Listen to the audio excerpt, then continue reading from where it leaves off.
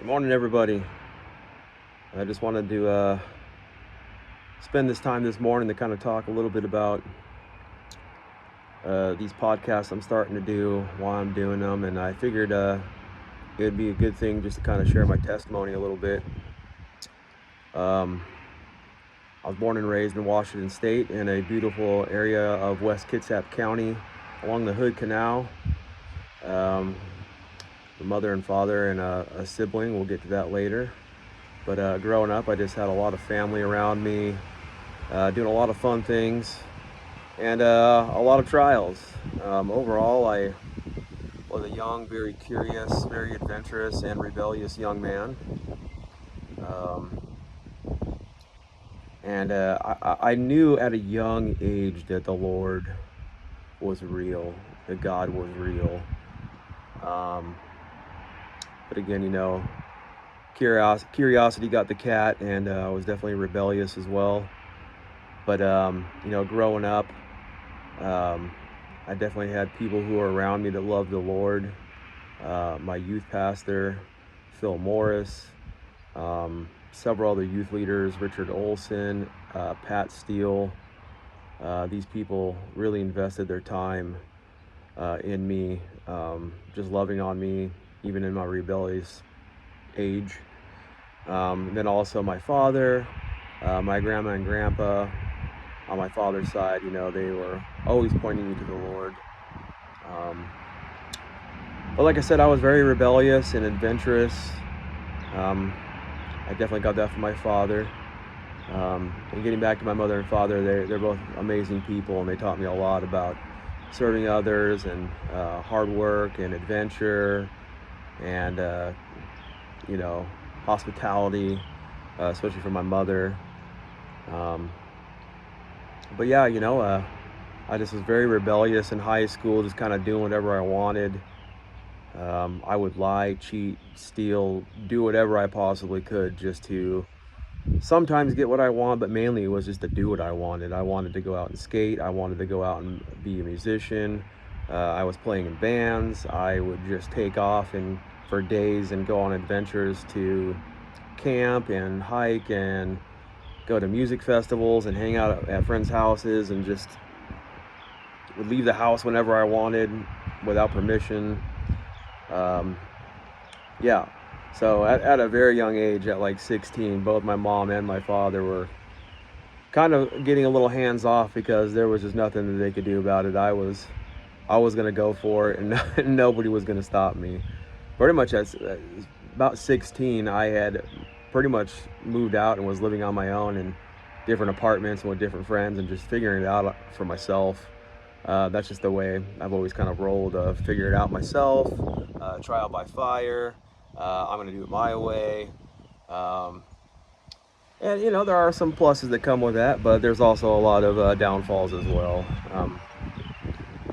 As I've gotten older, I wish I would have listened to my mother and father and been a little bit more respectful of their wisdom at a younger age. But anyways, at age 18, my good friend and I, was more like a brother to me, we moved down to Hawaii, and we had $500 in our pockets and backpacks, and we were just moved down there and figured it out. We got a ghetto apartment. We were living in this apartment with no electricity for a couple months while we got jobs and figured it out. But I lived down there for 4 years and then moved back to Washington and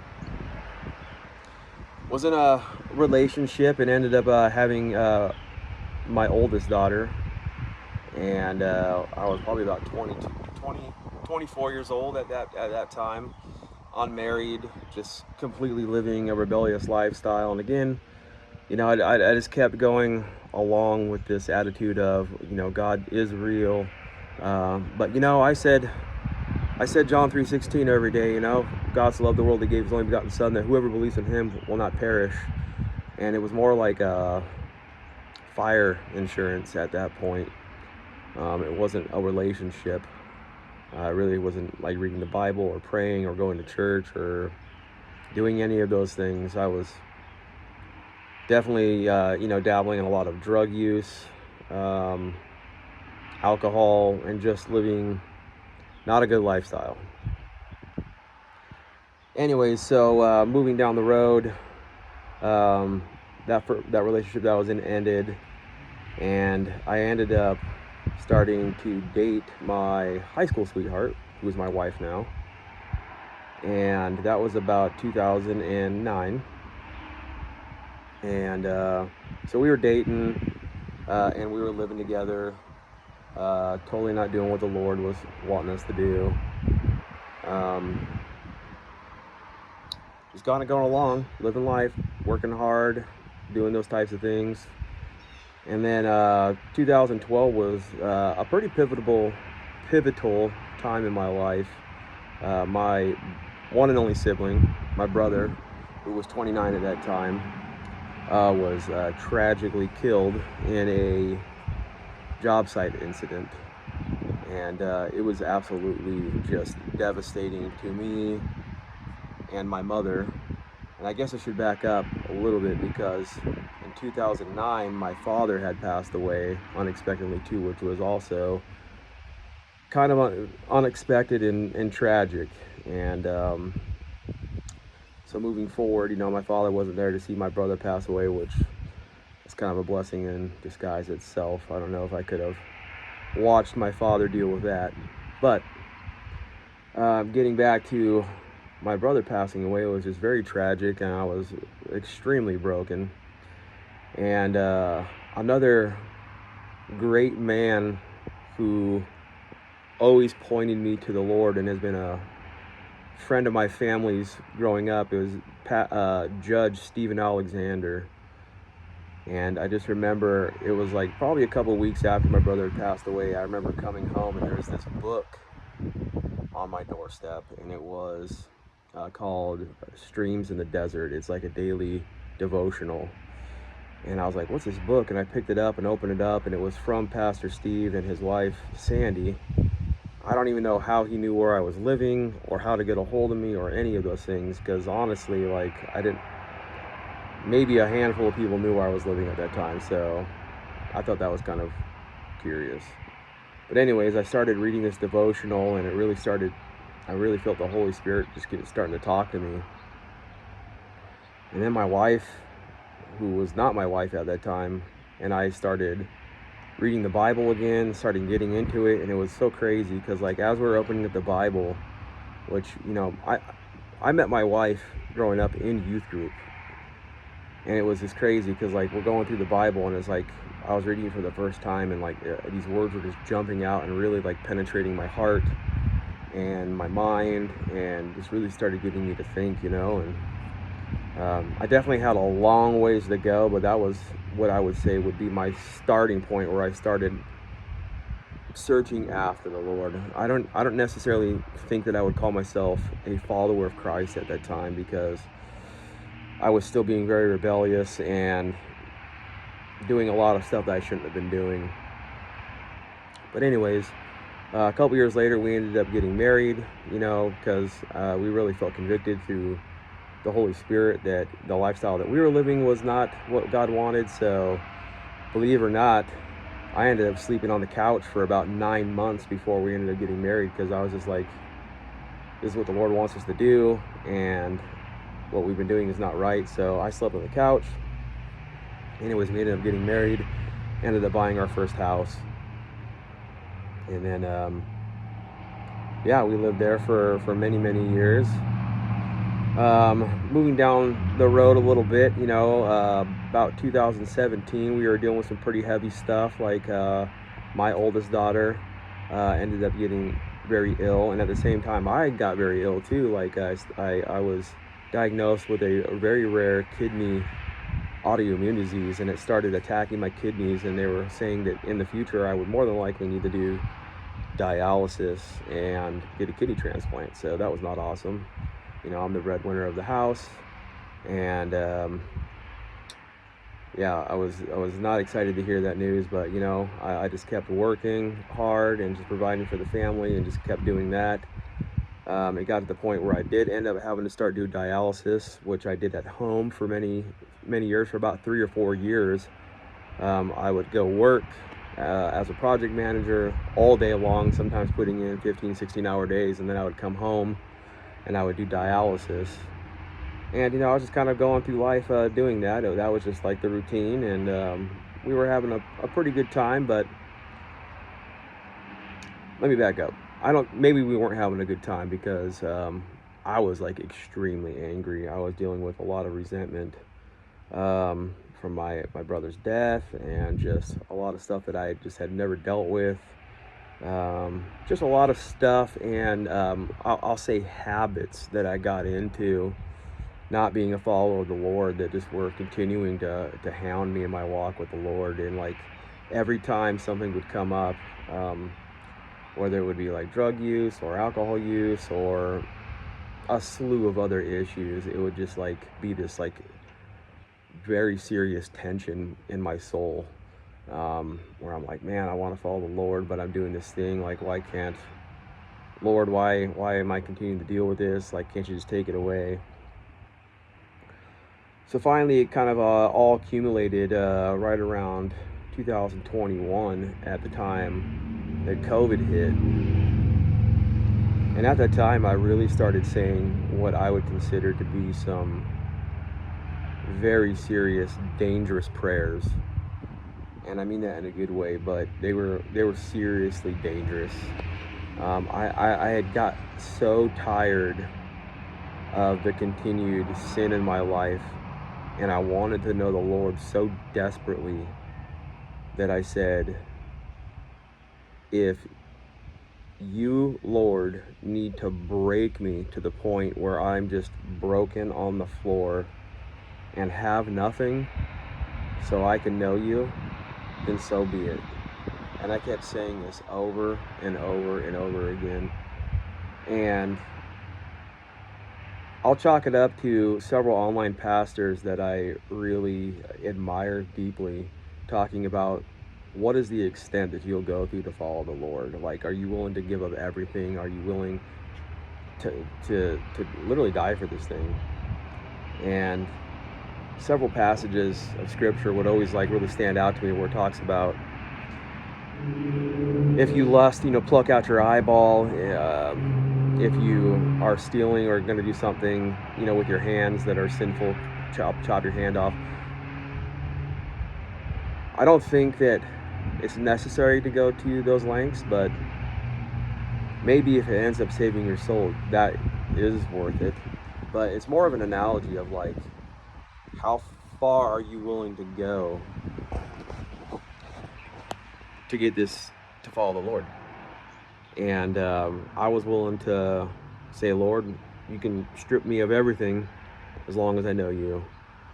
And it's interesting, and I'm not saying that my prayer caused COVID, but it's just very interesting that like within about a 6 to 8 month time, COVID hit. And at that time, I was working as a senior project manager. I was making the most money that I had ever made in my entire life.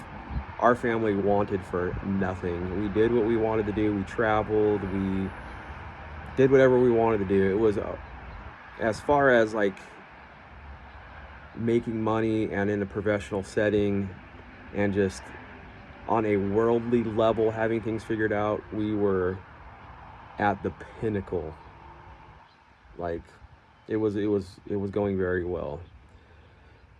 So COVID hits, and the company that I had worked for, it was just absolutely horrible time for that company, because we had just done this huge hiring process. We had hired on a bunch of people. We had expanded our company into a bunch of different like cities, and we just had a lot of money out there. I mean, we're talking millions upon millions upon millions of dollars. It was a very large company that I was working for, that was in a startup.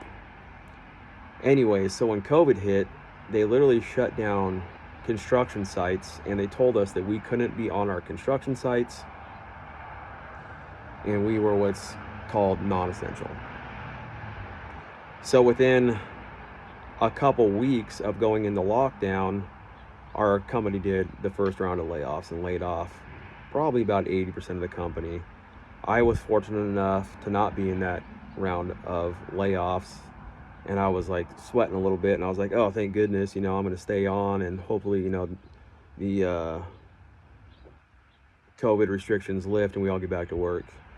Another month later, restrictions were not up, and they just finally laid off almost everybody, only leaving like a skeleton crew to kind of like finish up a couple of projects. But ultimately, the company went under, which was a tragedy because it was something I was very excited to do. We were like really going on the cutting edge of construction industry and figuring out a lot of the big issues in construction industry. But anyways, so that ended. So I lost my job. I had gotten really sick. Our children were out of school.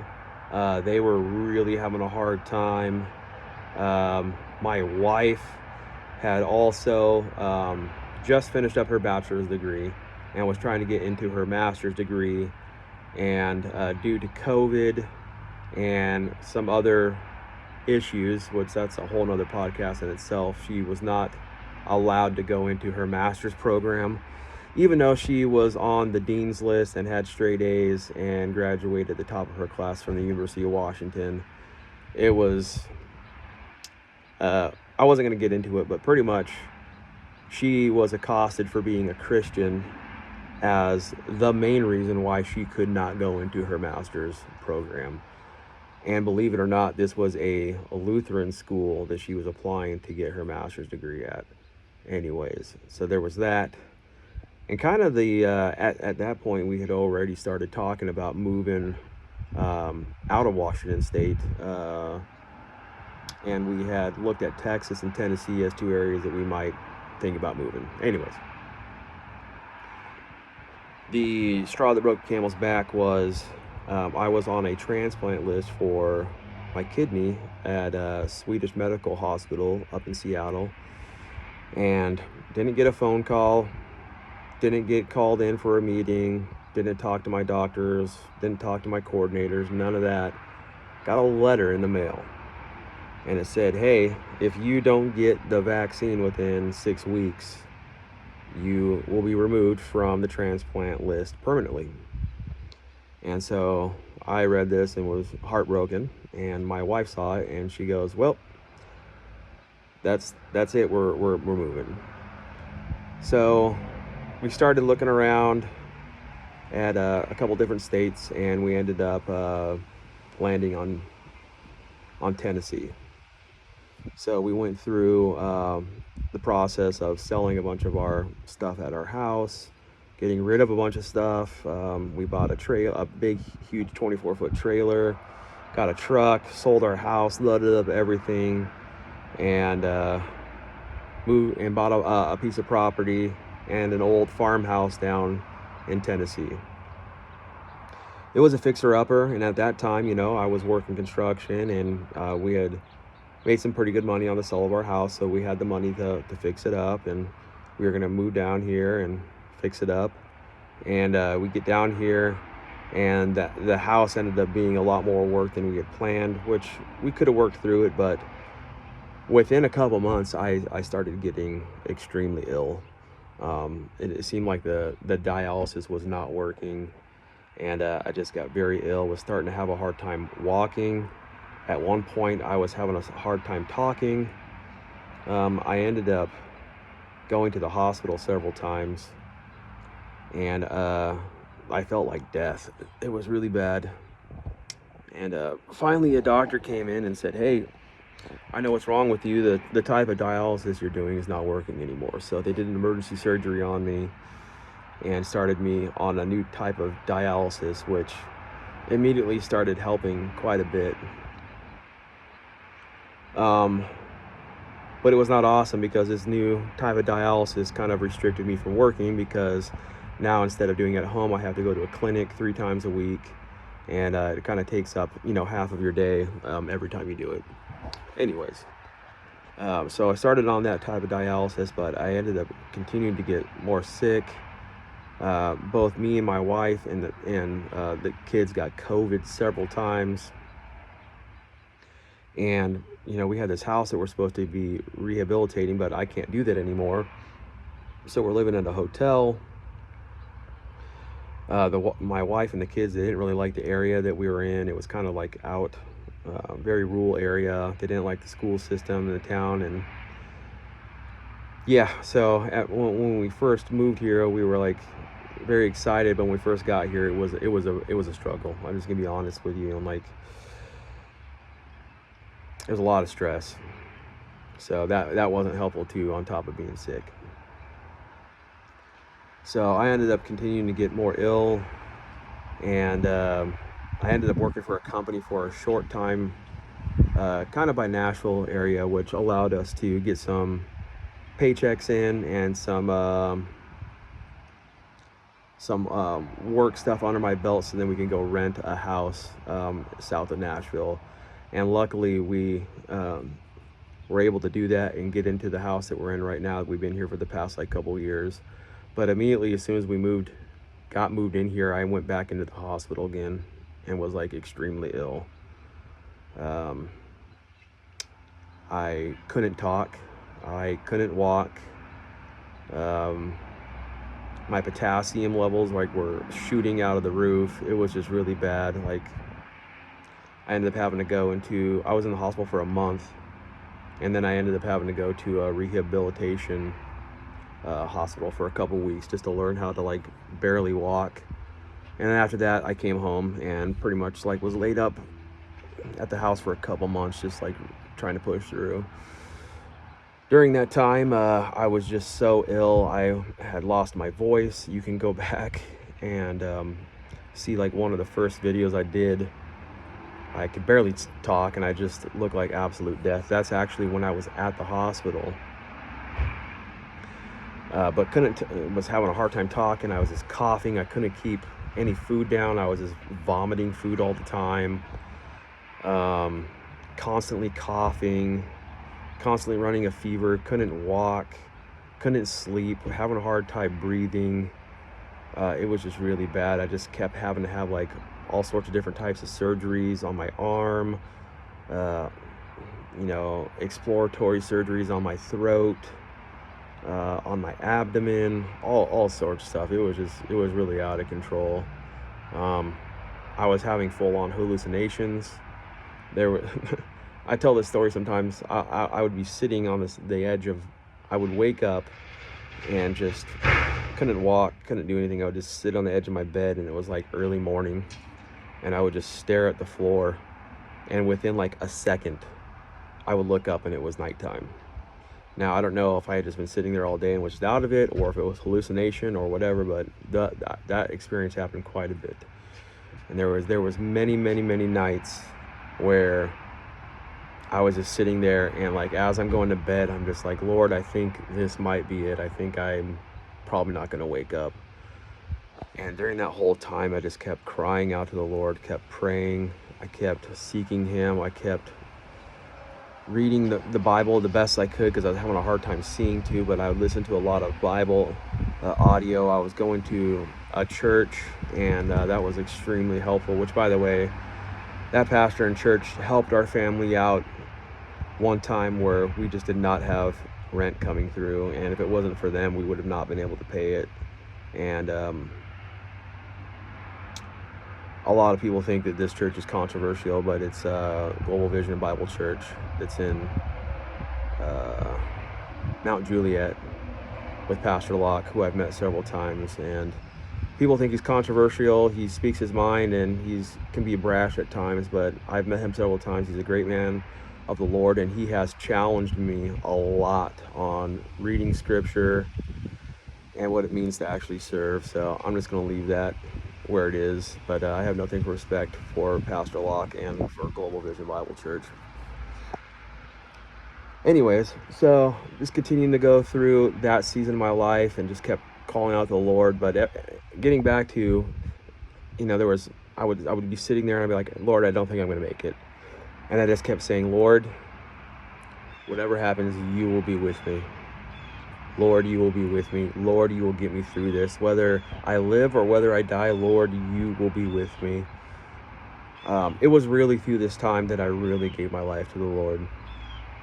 I actually audibly heard the Lord through a couple dreams a couple times, just saying, hey, are you going to come follow me? Are you going to do this thing? And I just kept saying, Lord, yes, I will.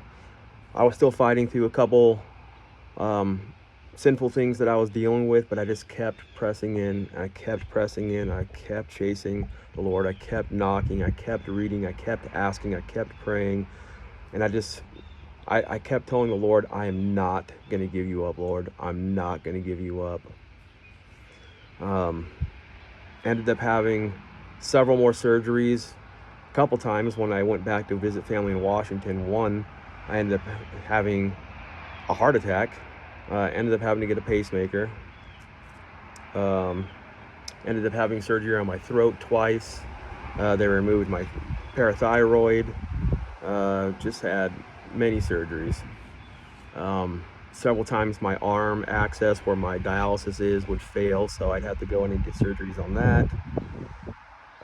So yeah, it's up to 11 surgeries in the past 2 years, which is a lot. On top of that, not being able to work and then doing dialysis 3 times a week. But this whole time, my wife has been working in her field, helping out with foster children and whatnot, and that's been a very struggling and difficult industry to be in. And right now, she's not even in that industry, but the Lord has blessed our family with a job opportunity that she's taken in Nashville, which is she's making really good money, and it's absolutely been a blessing at this season in our life right now. Without it, we'd be really in a tight place. But it's been an absolute blessing. So moving past that, I just wanted to share this testimony with you because although it has been extremely challenging to get to this point right now where my foundation in the Lord is solid, and I will never give up my Lord. I will never give up my King, and I will be serving him and his kingdom to the day I die. It's been a long journey to get to that point, but I will say I wouldn't give it up for anything. If I had to do all of that again, of these past 44 years to get to this point, to know where I am with my Lord, I would do it again. There's no doubt about it. So I just want to give you that encouragement that no matter what you're going through or where you're at, just to continue to keep pressing into the Lord. And if you really want to know the Lord, don't be afraid to just continue to kick the door down and chase after him. All that to be said, I'm doing these podcasts not to preach, but my main objective is to encourage you. There's so much going on in this world. There's politically, economically, in everybody's lives, in relationships with family, health issues. There's just so much. I just want to encourage you, okay? Because here's the thing. What I have come to find is that if you are truly abiding in the Lord, and that word abide, a lot of people might not know what it is, but the way I look at it is trusting and obeying the Lord. So if you are trusting, obeying, abiding in the Lord, you will always be exactly where you need to be. And nothing accidental will ever happen to you. And in a world of uncertainty, that could bring so much peace to your life. Because if you have that foundation in Christ where you're like, hey, I'm focused on the Lord, I'm focused on the things of the kingdom, which means he has me exactly where I need to be, and nothing accidental will ever happen, then no matter what life throws at you, you'll be able to stay steady-keeled. Anyways, I hope that was encouraging to you. And I hope you guys have a blessed Saturday. It's a beautiful fall day here in Tennessee. I'm just sitting out on the front porch, and it's like 10 o'clock in the morning. It's like 78 degrees, a nice little breeze. It's awesome. But yeah, make sure you're spending time in prayer and reading the word. And if you feel called, fast. Those are 3 things that you can absolutely do in your journey to abide in the Lord as well. So anyways, I hope that encourages you. I'm going to be starting to do a lot more podcasts because I think that there just needs to be a lot more voices out there encouraging people. Have a great Saturday.